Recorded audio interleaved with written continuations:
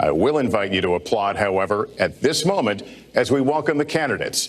Democratic nominee for President of the United States, Hillary Clinton, and Republican nominee for President of the United States, Donald J. Trump.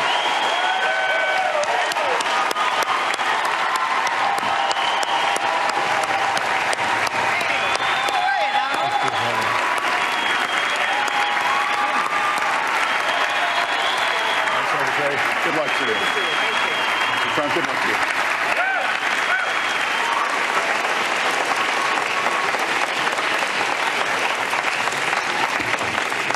you. Well, I don't expect us to cover all the issues of this campaign tonight, but I remind everyone there are 2 more presidential debates scheduled. We are going to focus on many of the issues that voters tell us are most important, and we're going to press for specifics. I am honored to have this role, but this evening belongs to the candidates and just as important to the American people. Candidates, we look forward to hearing you articulate your policies and your positions, as well as your visions and your values. So, let's begin.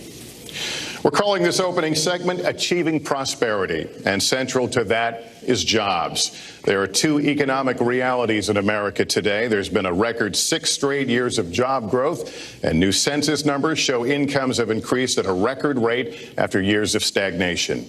However, income inequality remains significant, and nearly half of Americans are living paycheck to paycheck. Beginning with you, Secretary Clinton, why are you a better choice than your opponent to create the kinds of jobs that will put more money into the pockets of American workers? Well, thank you, Lester, and thanks to Hofstra for hosting us. The central question in this election is really what kind of country we want to be and what kind of future we'll build together. Today is my granddaughter's 2nd birthday, so I think about this a lot. First, we have to build an economy that works for everyone, not just those at the top. That means we need new jobs, good jobs, with rising incomes. I want us to invest in you. I want us to invest in your future. That means jobs in infrastructure, in advanced manufacturing, in innovation and technology, clean renewable energy, and small business, because most of the new jobs will come from small business. We also have to make the economy fairer. That starts with raising the national minimum wage and also guarantee, finally, equal pay for women's work. I also want to see more companies do profit sharing. If you help create the profits, you should be able to share in them, not just the executives at the top. And I want us to do more to support people who are struggling to balance family and work.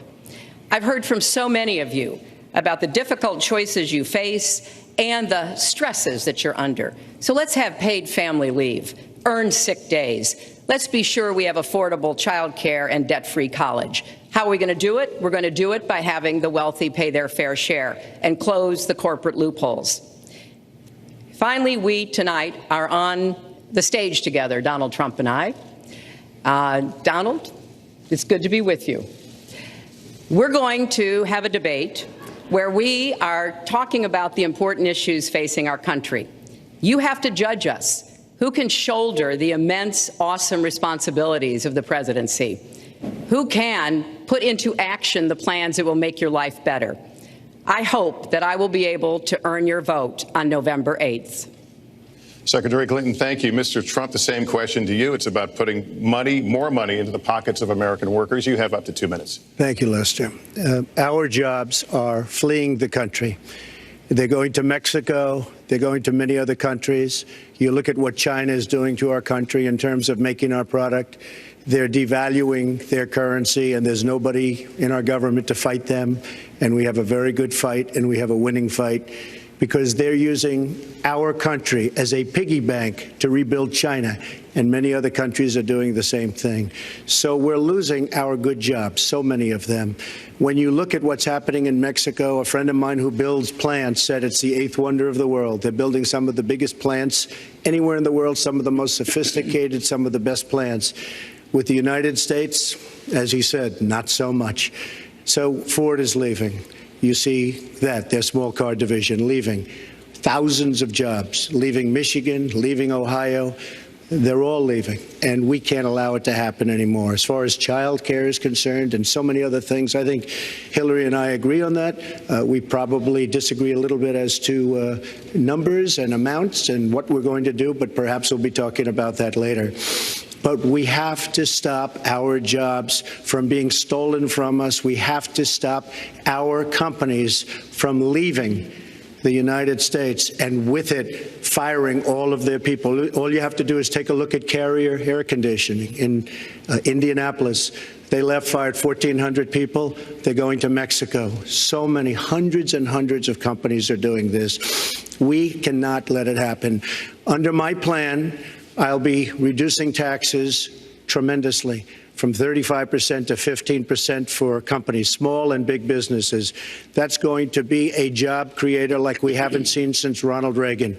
It's going to be a beautiful thing to watch. Companies will come, they will build, they will expand, new companies will start, and I look very, very much forward to doing it. We have to renegotiate our trade deals, and we have to stop these countries from stealing our companies and our jobs. Secretary Clinton, would you like to respond? Well, I think that trade is an important issue. Of course, we are 5% of the world's population. We have to trade with the other 95%. And we need to have smart, fair trade deals. We also, though, need to have a tax system that rewards work and not just financial transactions. And the kind of plan that Donald has put forth would be trickle-down economics all over again. In fact, it would be the most extreme version, the biggest tax cuts for the top percent of the people in this country than we've ever had. I call it trumped-up trickle-down, because that's exactly what it would be. That is not how we grow the economy. We just have a different view about what's best for growing the economy, how we make investments that will actually produce jobs and rising incomes. I think we come at it from somewhat different perspectives. I understand that. You know, Donald was very fortunate in his life, and that's all to his benefit. He started his business with $14 million borrowed from his father, and he really believes that the more you help wealthy people, the better off we'll be, and that everything will work out from there. I don't buy that.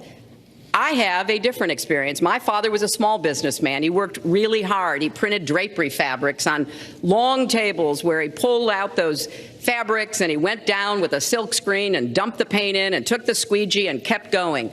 And so what I believe is the more we can do for the middle class, the more we can invest in you, your education, your skills, your future, the better we will be off and the better we'll grow. That's the kind of economy I want us to see again. Let me follow up with Mr. Trump, if I can. You've talked about creating 25 million jobs, and you've promised to bring back millions of jobs for Americans. How are we going to bring back the industries that have left this country for cheaper labor overseas? How specifically are you going to tell American manufacturers that you have to come back? Well, for one thing, and before we start on that, my father gave me a very small loan in 1975, and I built it into a company that's worth many, many billions of dollars with some of the greatest assets in the world.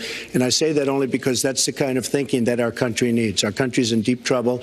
We don't know what we're doing when it comes to devaluations, and all of these countries all over the world, especially China, they're the best ever at it. What they're doing to us is a very, very sad thing. So we have to do that. We have to renegotiate our trade deals. And Lester, they're taking our jobs, they're giving incentives, they're doing things that, frankly, we don't do.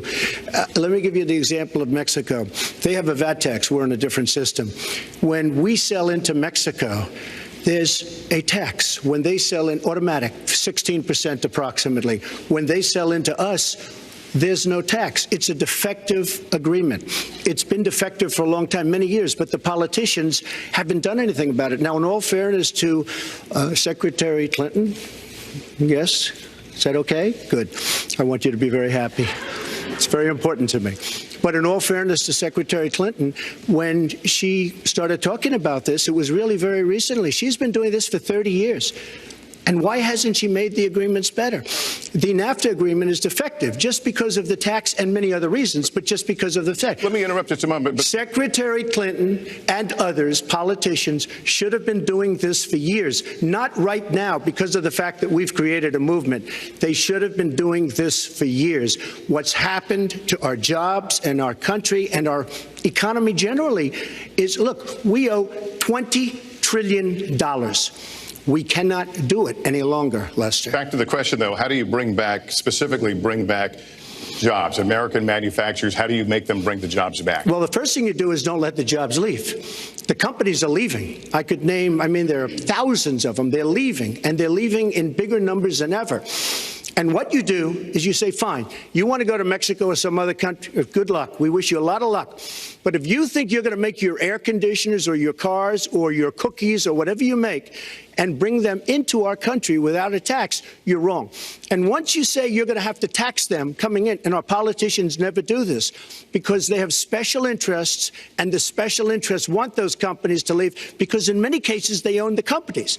So what I'm saying is we can stop them from leaving. We have to stop them from leaving, and that's a big, big factor. Let me let Secretary Clinton get in there. Let's stop for a second and remember where we were 8 years ago. We had the worst financial crisis, the Great Recession, the worst since the 1930s. That was in large part because of tax policies that slashed taxes on the wealthy, failed to invest in the middle class, took their eyes off of Wall Street, and created a perfect storm. In fact, Donald was one of the people who rooted for the housing crisis. He said back in 2006, gee, I hope it does collapse because then I can go in and buy some and make some money. Well, it did collapse. That's called business, by the way. 9 million people lost their jobs. 5 million people lost their homes, and $13 trillion in family wealth was wiped out. Now, we have come back from that abyss, and it has not been easy. So we're now on the precipice of having a potentially much better economy. But the last thing we need to do is to go back to the policies that failed us in the first place. Independent experts have looked at what I've proposed and looked at what Donald's proposed, and basically they've said this, that if his tax plan, which would blow up the debt by over $5 trillion and would in some instances disadvantage middle-class families compared to the wealthy, were to go into effect, we would lose 3.5 million jobs and maybe have another recession. They've looked at my plans and they've said, okay, if we can do this, and I intend to get it done, we will have 10 million more new jobs because we will be making investments where we can grow the economy. Take clean energy. Some country is going to be the clean energy superpower of the 21st century. Donald thinks that climate change is a hoax perpetrated by the Chinese. I think it's real. Science is real. I do not say that. And I think it's important that we grip this and deal with it both at home and abroad. And here's what we can do. We can deploy 500 million more solar panels. We can have enough clean energy to power every home. We can build a new modern electric grid. That's a lot of jobs. That's a lot of new economic activity. So I've tried to be very specific about what we can and should do, and I am determined that we're going to get the economy really moving again, building on the progress we've made over the last 8 years, but never going back to what got us in trouble in the first place. Mr. Trump. She talks about solar panels. We invested in a solar company, our country. That was a disaster. They lost plenty of money on that one. Now, look, I'm a great believer in all forms of energy, but we're putting a lot of people out of work. Our energy policies are a disaster. Our country is losing so much in terms of energy, in terms of paying off our debt. You can't do what you're looking to do with $20 trillion in debt. The Obama administration, from the time they've come in, is over 230 years worth of debt, and he's topped it. He's doubled it in a course of almost 8 years, 7.5 years to be semi-exact. So I will tell you this. We have to do a much better job at keeping our jobs, and we have to do a much better job at giving companies incentive to build new companies or to expand, because they're not doing it. And all you have to do is look at Michigan. and look at Ohio and look at all of these places where so many of their jobs and their companies are just leaving. They're gone. And Hillary, I just ask you this. You've been doing this for 30 years. Why are you just thinking about these solutions right now? For 30 years you've been doing it, and now you're just starting to think of solutions. Well, actually, I will bring back jobs. You can't bring back jobs. Well, actually, I have thought about this quite a bit. Yeah, for 30 and years. I have, well, not quite that long.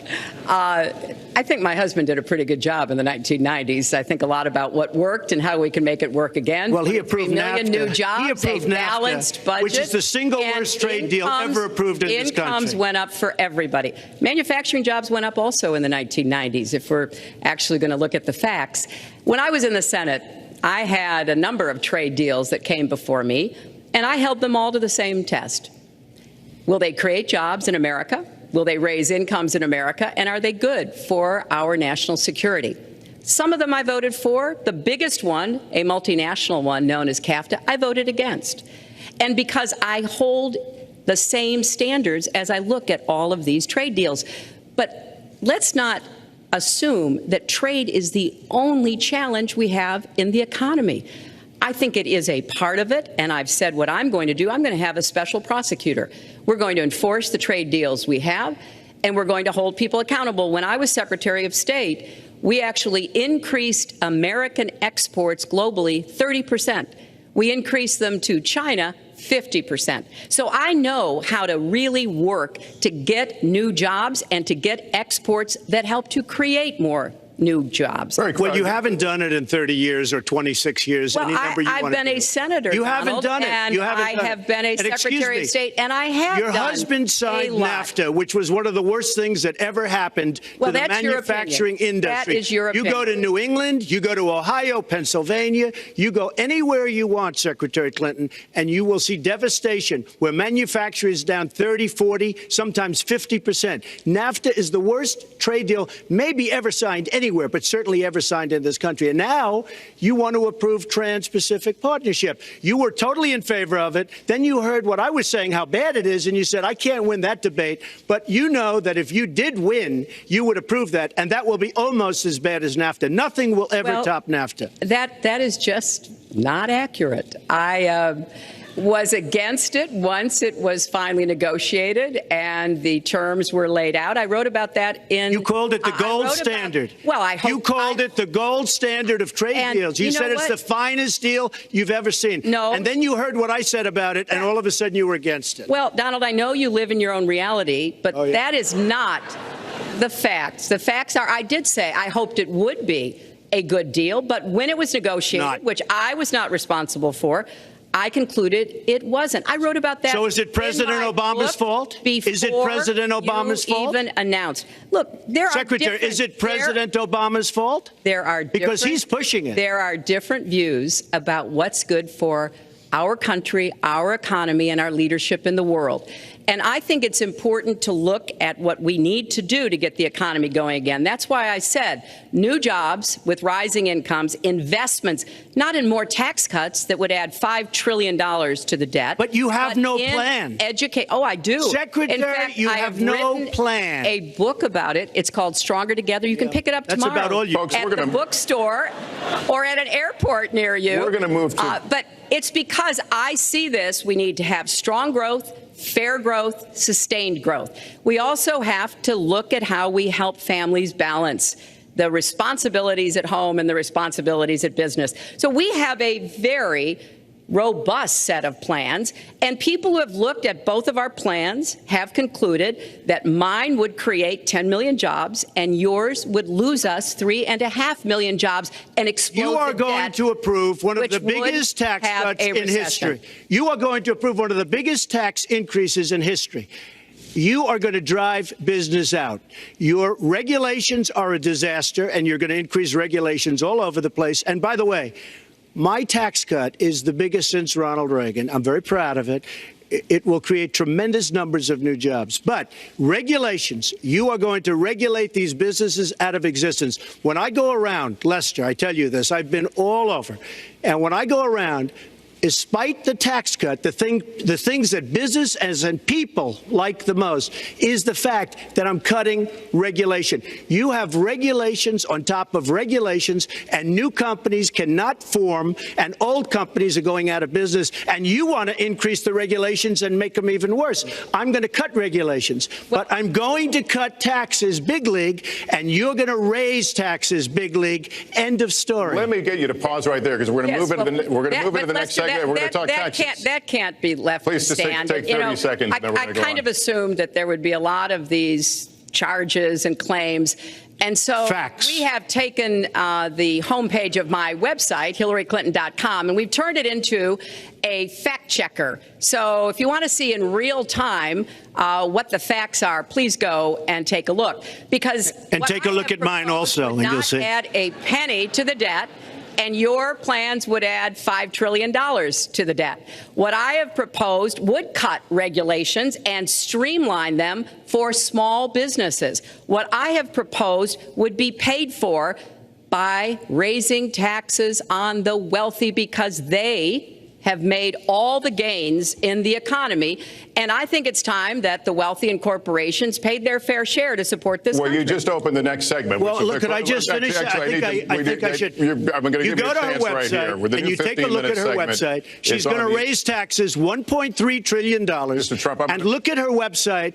You know what? It's no different than this. She's telling us how to fight ISIS. Just go to her website. She tells you how to fight ISIS on her website. I don't think General Douglas MacArthur would like that too much. The next segment, we're continuing the subject of I have a plan to fight ISIS. No, you're telling the enemy everything you want to do. No, we're not. See, you're telling the enemy everything you want to do. No wonder you've been fighting. No wonder you've been fighting ISIS your entire adult life.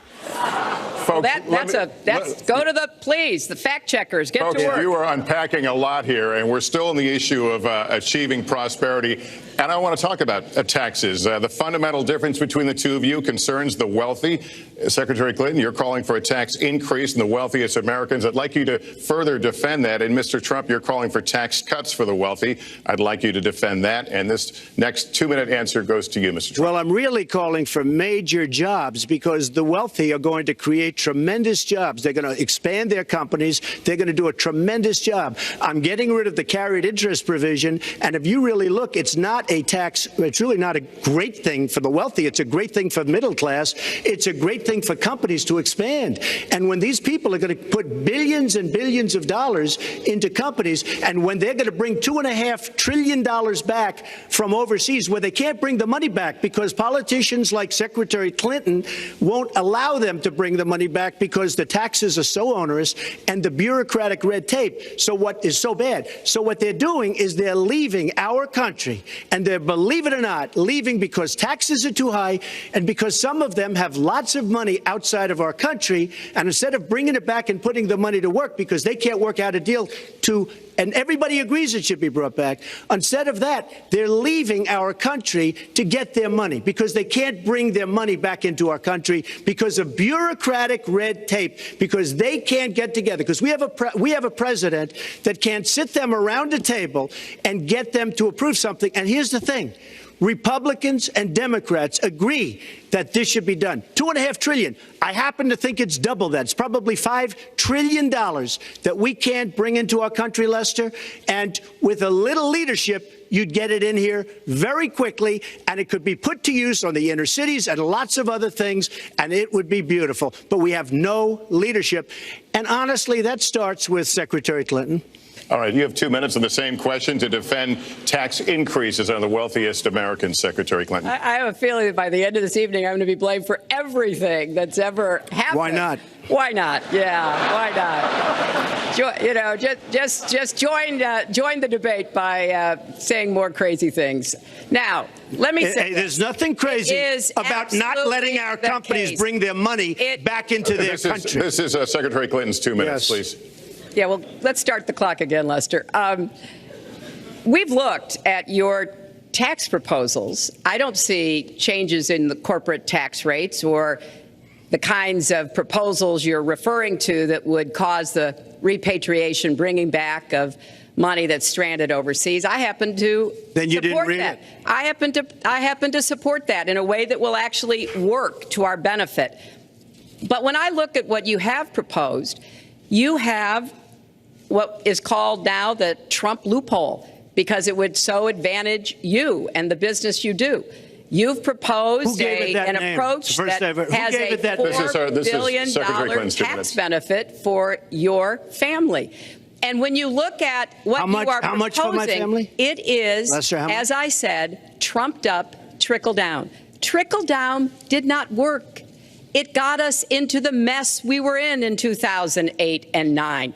Slashing taxes on the wealthy hasn't worked, and a lot of really smart, wealthy people know that.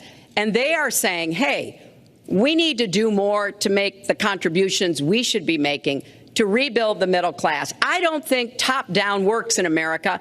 I think building the middle class, investing in the middle class, making college debt-free so more young people can get their education, helping people refinance their debt from college at a lower rate. Those are the kinds of things that will really boost the economy. Broad-based, inclusive growth is what we need in America, not more advantages for people at the very top. Mr. Trump, typical politician, all talk, no action, sounds good, doesn't work, never going to happen. Our country is suffering because people like Secretary Clinton have made such bad decisions in terms of our jobs and in terms of what's going on. Now, look, we have the worst revival of an economy since the Great Depression. And believe me, we're in a bubble right now. And the only thing that looks good is the stock market. But if you raise interest rates even a little bit, that's going to come crashing down. We are in a big, fat, ugly bubble. And we better be awfully careful. And we have a Fed that's doing political things. This Janet Yellen of the Fed. The Fed is doing political by keeping the interest rates at this level. And believe me, the day Obama goes off and he leaves and he goes out to the golf course for the rest of his life to play golf, when they raise interest rates, you're going to see some very bad things happen because the Fed is not doing their job. The Fed is being more political than Secretary Clinton.